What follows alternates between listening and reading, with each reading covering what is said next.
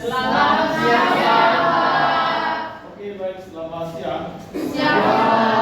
Gimana kabarnya? Baik. Sehat ya? Siang. Sebelum kita mulai mata pelajaran saya ini, kita berdoa dulu ya. Ya, Pak. Doa, maju ke depan seperti itu.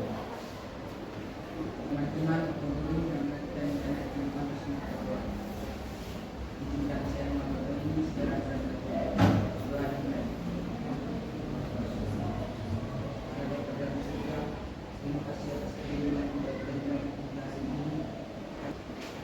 Kita cek dulu daftar diri ya.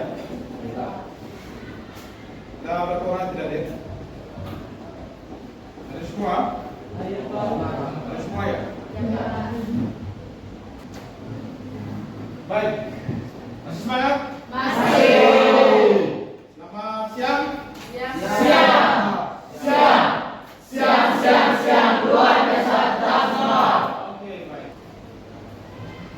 Kita fokus kepada presentasi kali ini, yaitu tentang mengenal kecerdasan artifisial. Apa itu kecerdasan artifisial? Definisi dan berjalan singkat dengan AI. Atau E. Katakan. AI itu artificial intelligence. Kecerdasan artifisial adalah sistem komputer yang dapat melakukan tugas-tugas kompleks yang biasanya membutuhkan kecerdasan manusia seperti mengenal suara, mengambil keputusan dan pembelajaran daring. Saya rasa setiap hari kita bergaul dengan namanya AI. Berarti kalau kita bergaul dengan AI pasti kita paham untuk bagaimana cara menggunakan artificial intelligence tersebut. Dia itu dapat membantu kita untuk mengambilkan sebuah keputusan dan pembelajaran dan pengalaman. Itu dasar-dasar. Kecerdasan artifisial. Mengenal sebelum kita mempresentasikan sesuatu, sebelum kita menyampaikan sesuatu terhadap media sosial maupun orang lain, kita harus kenal dulu dasar-dasarnya itu seperti apa. Supaya kita punya data, kita punya dasar untuk berargumen dengan orang lain tentang mengenai apa itu namanya kecerdasan artifisial. Oke, jenis-jenis kecerdasan artifisial. Memahami kategori utama dalam AI atau artificial intelligence. Ada beberapa poin tentang jenis kecerdasan artifisial, yaitu AI sendiri, ada AI umum, ada AI super. Mari kita bahas sama-sama tentang AI sendiri. AI sendiri adalah kecerdasan artifisial yang dirancang untuk melakukan tugas tertentu dengan sangat baik seperti pengenalan wajah atau rekomendasi produksi, namun tidak memiliki kecerdasan umum. Contohnya apa? Pengenalan wajah. Punya smartphone, punya HP? Ada sini. Wajahnya ada. Oke, itu namanya AI sempit, di mana AI tersebut bisa mendeteksi atau bisa mengenal wajah seseorang dengan apa? Sensor dari kamera. AI umum. AI umum adalah konsep kecerdasan artifisial yang memiliki kemampuan setara dengan manusia dalam berbagai bidang, meskipun saat ini masih dalam tahap pengembangan dan belum terwujud secara nyata. Maksudnya AI super mencakupi kecerdasan artifisial yang melebihi kemampuan manusia dalam setiap aspek, termasuk kreativitas dan mengambilkan keputusan tetapi tetap bersifat teoritis dalam bentuk ada contoh prediksi, ya. Contohnya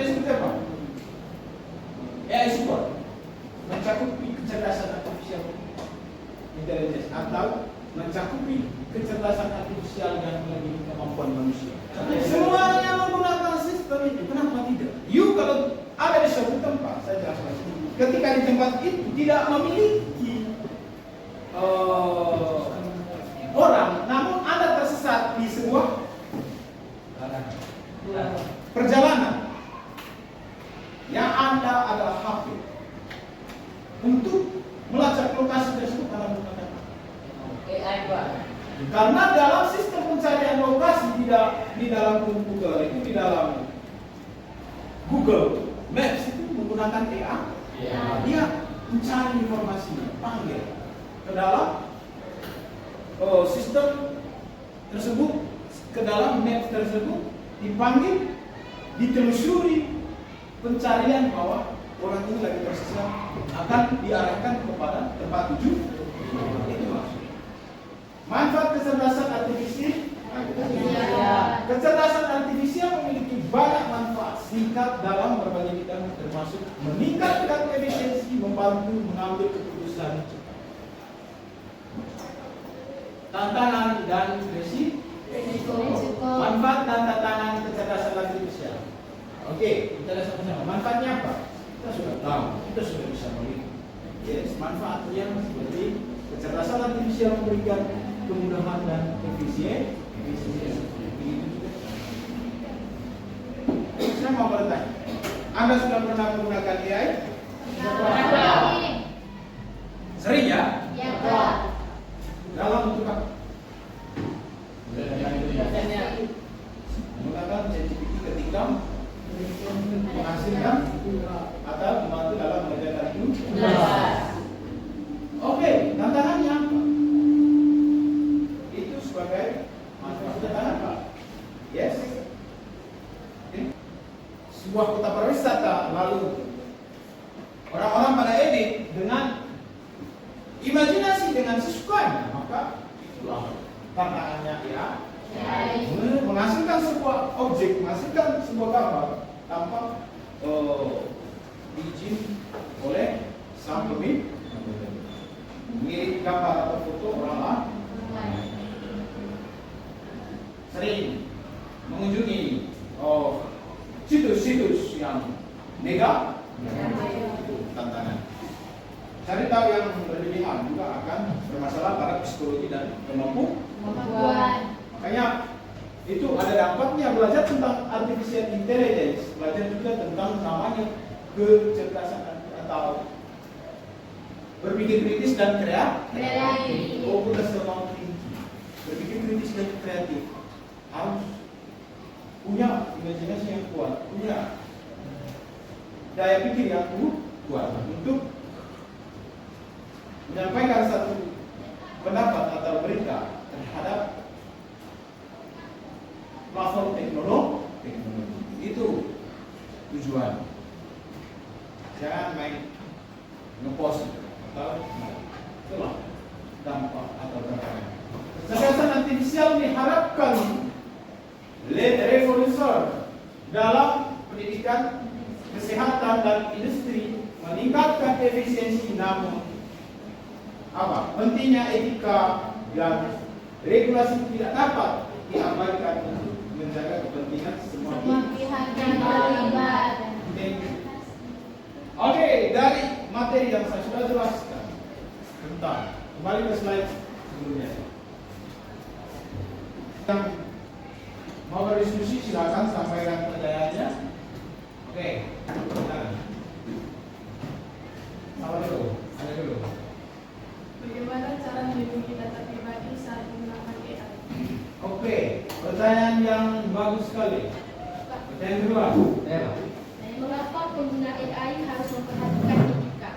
Oke. Sebab Oke, buktikan saja dulu pertanyaannya. Dibatasi. Coba satu orang wakil laki-laki. Bagaimana manusia menciptakan AI?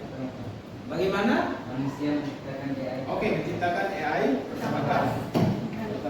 Saya, pertanyaan nomor 2 tadi tentang bagaimana? bagaimana pengguna AI harus memperhatikan etika? Oke, bagaimana pengguna AI itu harus memperhatikan Etika. Etika. Kita pernah dengar belajar tentang literasi digital kemarin? Ya, Pak. Etika cara berteknologi. Teknologi. Kenapa begitu sangat penting? Karena dalam pengguna media sosial, kalau bahasa kita, kata-kata kita mempostingkan sesuatu dalam media yang begitu besar, tidak kita saringkan dengan baik, tidak kita jaga dengan baik, maka itu akan melanggar undang-undang IJ. Undang-undang itulah yang siapa saja mempostingkan sesuatu yang tidak pernah menjaga etikanya, maka pihak korban atau bisa saja melapor kepada sang pelaku. Makanya etika kita menyampaikan informasi menggunakan media sosial itu harus disaring dengan baik. Dengan baik. Nah, pertanyaan kenapa kita harus menjaga? Demi kenyamanan kita sendiri, demi kebaikan pengguna media sosial tersebut, demi kepada pengguna yang memakai aplikasi-aplikasi atau platform digital yang berhubungan dengan artificial intelligence. Demi kenyamanan sendiri, kita harus punya etika, punya attitude untuk menyampaikan informasi terhadap media sosial. Itu jawabannya. Jadi kebaikan supaya keluarga tidak sibuk lagi berdua. Pertanyaannya tadi, dari Alek. Bagaimana cara melindungi data pribadi saat menggunakan AI? Yes, oke. Bagaimana cara menggunakan data pribadi saat menggunakan artificial intelligence? Yang pertama, jangan pernah mempostingkan sesuatu yang nomor nisen dan nomor kakak. Nisen dan nomor kakak. Segala sesuatu yang berhubungan dengan identitas pribadi itu jangan mempostingkan lewat media sosial bisa tidak dibutuhkan. Tapi kalau dibutuhkan baru kita satu hal yang positif untuk menyampaikan data itu punya keterbatasan karena data itu privasi. Kapan ada upload nomor nation, upload juga data-data yang lain, di situ orang bisa manfaatkan data Anda untuk menjebak Anda, mencari keuntungan dari data yang bukan miliknya, namun dia harus mendapatkan sesuatu dari sana. Korbannya nanti sang pemilik data. Keuntungannya siapa yang dapat? Selanjutnya, Yang menggunakan identitas tersebut atau yang mencuri data-data tersebut untuk kebutuhan transaksi online, transaksi yang merugikan orang lain demi keuntungan pribadi. Sehingga bagaimana dalam menggunakan smartphone, menggunakan gadget atau HP itu harus punya pola dan kata sandi yang baik. Jangan terlalu banyak download aplikasi yang tidak urgent sekali kebutuhannya. Itu lebih dalam. Maka sampaikan ke mereka bahwa apa yang saya sampaikan hari ini jelaskan kepada keluarga kalian supaya nantinya kalian dan mereka juga tidak terjebak dalam suatu rekayasa dalam dunia teknologi. Bagaimana? Paham tidak? paham. Oke. Mungkin ada masukan atau sanggahan dengan jawaban yang tadi? Pak, pertanyaan tadi. Bagaimana kalau mengenai wallpaper tadi? Bagaimana kalau wallpapernya wajah sendiri? Kalau misalnya baca sendiri dalam wallpaper HP, tapi kebanyakan yang digunakan itu bukan wallpaper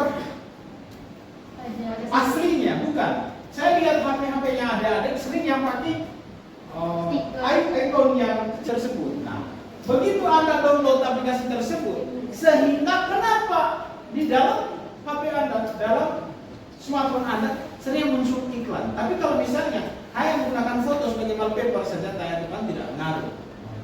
Yang berpengaruh itu ketika Anda download dari Play Store aplikasi tersebut. Begitu aplikasi itu di-download, semakin banyak orang yang menggunakan aplikasi tersebut, keuntungan yang bagi menciptakan aplikasi dan Google Play Store tersebut itu semakin tinggi, semakin meningkat.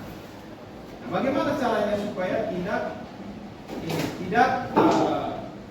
terpengaruh dengan situasi? Maka rem untuk mengambil sebuah aplikasi yang notabene-nya tidak terlalu lihai Anda menggunakan sistem tersebut. Sehingga dalam wallpaper Anda cukup menggunakan wallpaper dasar. Jangan lagi download. Sehingga iklan mengikut ke dalam Google bilang, yes, oke, kamu menggunakan aplikasi yang saya buat. Namun dia mengirimkan sebuah iklan untuk menjebak Anda supaya HP Anda lemot dan rusak. Perusahaan handphone laku yang menciptakan aplikasi lain. Gitu. Semua yang mereka buat itu akan laku karena iklan yang mereka buat sama tanya, yang buat antivirus siapa? Mereka. Yang buat aplikasi siapa? Yang buat namanya siapa? Apanya yang korbannya siapa? Kita.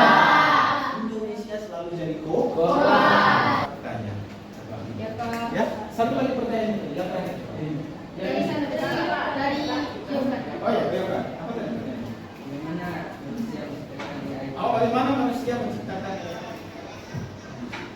Manusia menciptakan AI tersebut, AI dibuat. Apa tujuan? Pak, untuk membantu pola pikir manusia, Pak. Iya, untuk membantu pola pikir manusia.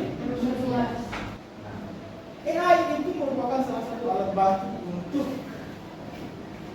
bekerja, masukkan laporan, mencari informasi, mendapat data dari negara-negara lain. Sementara Amerika punya alat yang canggih, sehingga mereka itu sinkron. Itu sebagai kata penting. Tidak ada pertanyaan? Sekian dari saya.